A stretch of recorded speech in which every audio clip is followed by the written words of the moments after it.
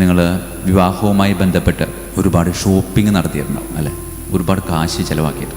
നമുക്കറിയാം, വില കൂടിയ ഒരു സാധനം വാങ്ങിക്കുമ്പോൾ നമ്മൾ അതിൻ്റെ കൂടെ ആ സാധനം മാത്രമല്ല കൊണ്ടുവരുന്നത്, അതിൻ്റെ കൂടെ ഒരു ഗ്യാരൻറ്റി കാർഡ് ഉണ്ടാവും. അത് നമ്മൾ വെച്ചേക്കും. എന്താണ്? കാരണം ചീത്താവാനുള്ള സാധ്യതയുണ്ട്. അപ്പോൾ നമ്മൾ അതുപയോഗിച്ച് അതിന് റിപ്പയറിങ്ങോ മാറ്റി വാങ്ങിക്കലോ എന്താണെന്ന് വെച്ചാൽ നടത്തും. നിങ്ങൾക്ക് നിങ്ങളുടെ ജീവിത പങ്കാളിയെ എവിടെ നിന്ന് കിട്ടിയെന്ന് ചോദിച്ചാൽ ഒറ്റ ഉത്തരവുള്ളൂ: ബലിപീഠത്തിൻ്റെ മുമ്പിൽ വെച്ച്.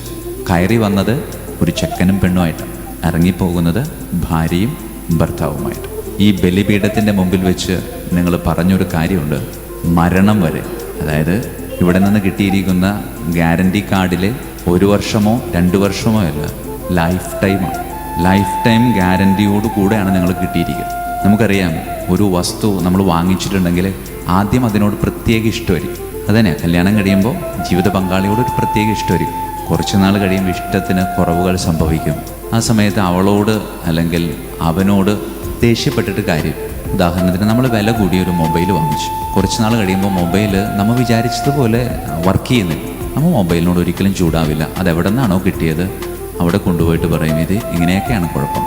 കാലങ്ങൾ കഴിയുമ്പോൾ നീ വിചാരിച്ചതുപോലെ നിൻ്റെ ജീവിത പങ്കാളി നിന്നോടൊപ്പം നിൽക്കുന്നില്ലെങ്കിൽ നീ പരാതിപ്പെടേണ്ടത് അവനോടോ അവളോടോ അല്ല, എവിടെ നിന്ന് കിട്ടി അവിടേക്ക് വരും. അതുകൊണ്ട് തീർച്ചയായും ഇവിടെ വന്ന് പറഞ്ഞാൽ മാറാത്ത ഒരു പ്രശ്നങ്ങളുമില്ല. ഈ ബലിപീഠത്തെ അതായിട്ട് നിങ്ങൾ കാണണം.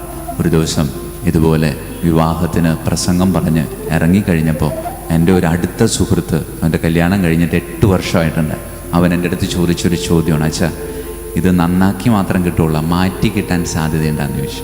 അതുകൂടെ ചേർത്ത് വയ്ക്കുകയാണ്, റീപ്ലേസ്മെൻറ്റ് ഗ്യാരണ്ടി ഇല്ല, മെയിൻ്റനൻസ് വാറണ്ടി മാത്രമേ ഉള്ളൂ, അതും ലൈഫ് ടൈമാണ്.